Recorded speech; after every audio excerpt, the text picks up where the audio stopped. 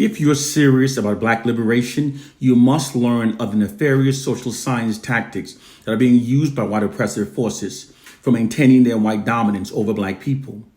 We can change our diet, grow our dreads, and drink alkaline water. But until we break the monopoly the white oppressors have over our minds, we are no better off as a people.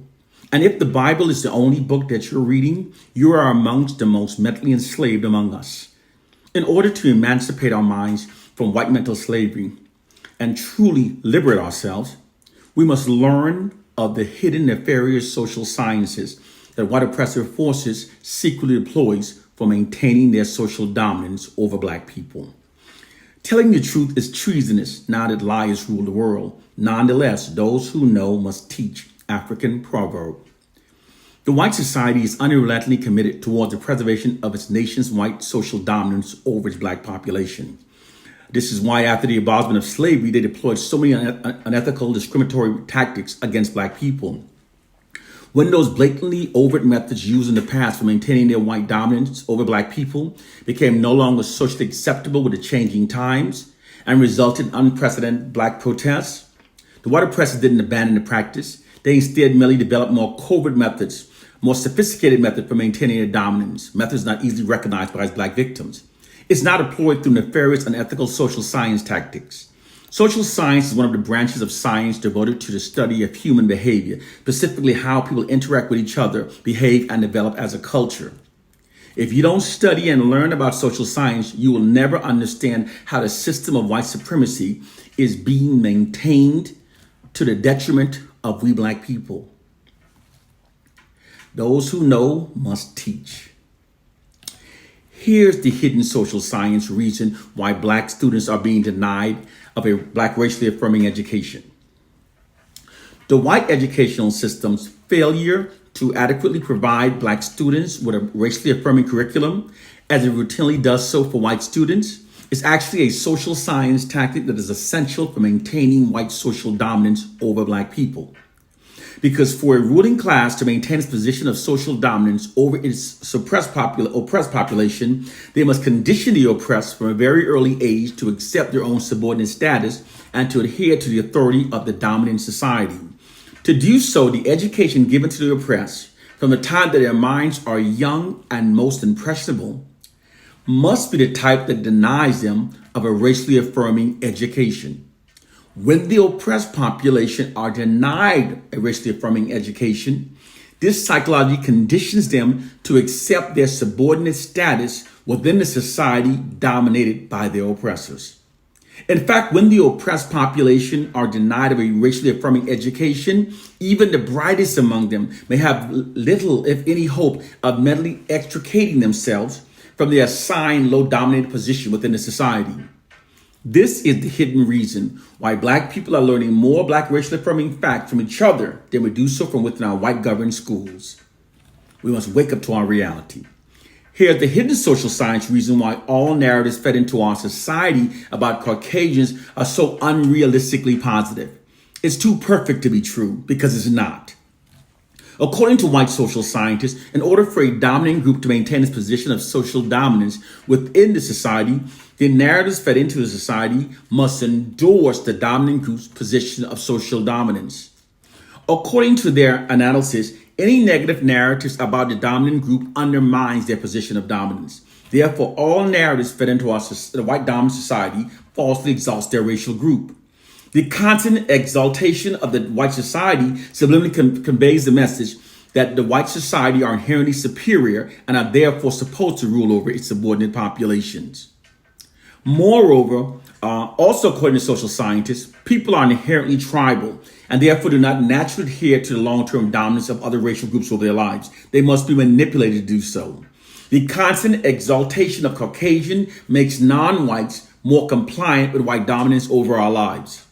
It's in fact so effective that in many cases it causes many of us to prefer white dominance over our lives.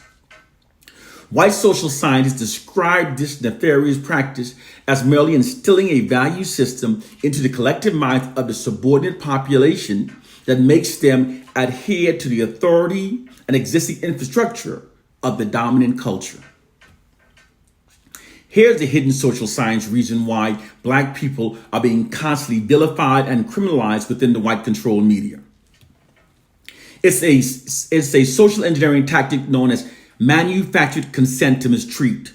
What manufactured consent to mistreat specifically mean is to turn a targeted population into a fearsome enemy of the society through repetitive, false, negative news media propaganda. Then using the false created negative perception of the group to justify mistreating and even killing them. It is a tactic that has been used often throughout history by oppressors. Whenever oppressors want to mistreat the oppressed, they use the media to spread fraudulent propaganda, vilifying and portraying the oppressed population as being a major problem of the society through lies and manufactured news reports. This creates a societal consensual setting that allows the mistreatment of the oppressed. This is the warfare tactic that's precisely being deployed against black people. Presently, white oppressive forces creates fraudulent propaganda that intentionally portrays black people as being a part of a treacherous, frightening, and insane fringe, thereby creating a false impression of black wanton criminality and violence. This creates contemptuous, distorted perceptions and incriminating beliefs about black people that are designed to make the nation and the entire world insensitive to our plight, tranquilize efforts on our behalf, and makes any serious criticism of white racism almost impossible. When contempt of black people is made to appear to be justifiable, this creates conditioned responses in the nation for eventualities to unfold against black populations without opposition or resentment. Furthermore, it creates a consensual national setting wherein which witnesses and bystanders will sit by idly, allowing the black population to be brutally mistreated under the belief that it's all justified. This is very evident within the U.S. criminal justice system, wherein which black people are disproportionately incarcerated, given stiffer sentences, and are even more likely than any other racial groups to be treated brutally and even fired upon while unarmed by police officers. This is the reason why it's possible for white cops to habitually kill unarmed black people and avoid being indicted by merely saying that they were in fear of losing their lives when they committed the act. These injustices are now often ignored because the perception has subconsciously become that it's all now justifiable. Our skin color has been made the weapon. The oppressor's depiction of the oppressor is never a true one. It's always falsely, negatively distorted to serve the oppressor's hidden agenda. This fact has been consistent throughout history and is still consistent with black people living under white dominance. We have to wake up to our reality of what's being done to us. Here's the hidden social science reason why virtually all narratives that black people receive about ourselves from white sources are consistently negative and black racially demoralizing. The white media's unrelenting negative depiction of black people that amplifies the negative to the point that it distorts our reality is much more than just biased media reporting. It's actually a black racially demoralizing divide and rule psychological warfare campaign. Demoralizing divide and rule is a method of maintaining control over a targeted population through constant and unrelenting demoralization. This social science system is deployed like a massive media marketing campaign that constantly subjects black people to receiving only the fraudulent worst narratives about ourselves. When black people are constantly inundated with fraudulent negative narratives about ourselves, many of us become very demoralized, and it creates self-hatred and disunity, which attacks the core foundation of what bonds us as a people. And then we can then be ruled over indefinitely. The ultimate goal is to inundate black people with so much negative disinformation about ourselves that we become so demoralized that we begin to doubt our own ability to govern ourselves. And then we believe that we therefore need whites to govern over our lives, subsequently causing many of us to give up on the idea of liberating ourselves. This is what's being done to us. This is all possible because people are very much like computers. All you have to do is keep giving them certain information every so often, gradually, and you can steer and persuade an entire generation of people towards an implied objective. And it doesn't matter if the information presented is untrue. Most people will act upon the information because they've all been given the same information. This is the information warfare that's been deployed against black people. Through the skillful, sustained use of repetitive media propaganda campaigns, white oppressive forces have created a psychological prison for the minds of millions of black people. Those black people that do not critically think never notice their mental chain. Unless we break the monopoly the white oppressors have over our minds, our liberation is not only impossible, it's unthinkable. Here's the hidden social science reason why they whitewash their history books. Most of us are now aware of the fact that the history we've been taught has been whitewashed to make Caucasians appear more significant throughout history than they truly in fact were, while at the same time making we Africans appear less significant throughout history than we in fact truly were. But it's a social science behind it. The ruling white elites justify its unethical practice by saying that it's customary for conquerors to distort facts and rewrite history to falsely favor themselves. However, the true reasons being done are much more self-serving of the white society. It actually serves two purposes benefiting the white society. According to white social scientists, in order for a dominant group to maintain its position of social dominance over its subordinate population, the history taught within a society must also endorse the dominant group's position of social dominance. This means that the history taught must falsely exalt the white society, teaching the truth that long before the Europeans invaded Africa, it was Africans that civilized Europe, including introducing the daily bath to Europeans, and also that Caucasians were still living in caves while Africans were building pyramids, would undermine the white society's position of social dominance over black people. Therefore, our history books have been whitewashed to falsely teach us everything in the reverse, thus endorsing the white society's position of dominance. And in doing so, the collective self-esteem of the white masses has been falsely bolstered at the expense of the collective self-esteem of the black masses. Now, that's the first reason why they whitewash the history books.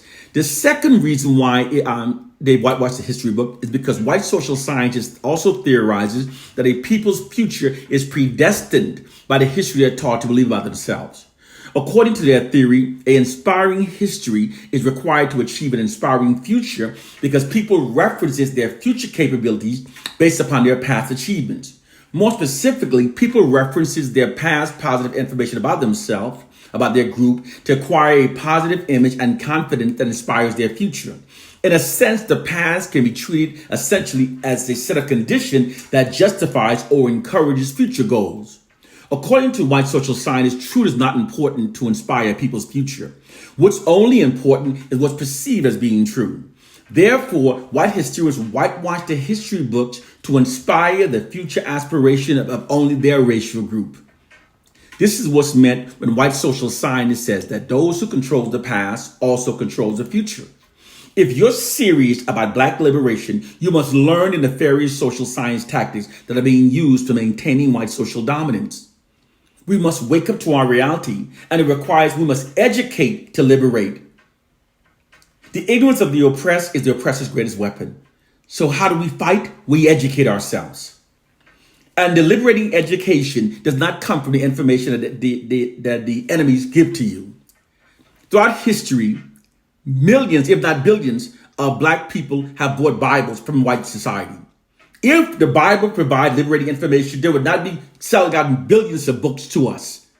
That is not where our liberation relies. In our school system, they're educating us, but the education they're giving us will never liberate ourselves. You have to seek out the information that they don't want you to find. And that's learning social science, the social sciences that are used for maintaining their white dominance over us. Everything we learn from the white society are filled with their propaganda. They're designed to sustain the system of white supremacy. Elevate your mind and learn the truth. We must learn the social sciences that are used against us and then develop counter strategies that are necessary to liberate ourselves. Each one teach one. One love and peace, brothers and sisters.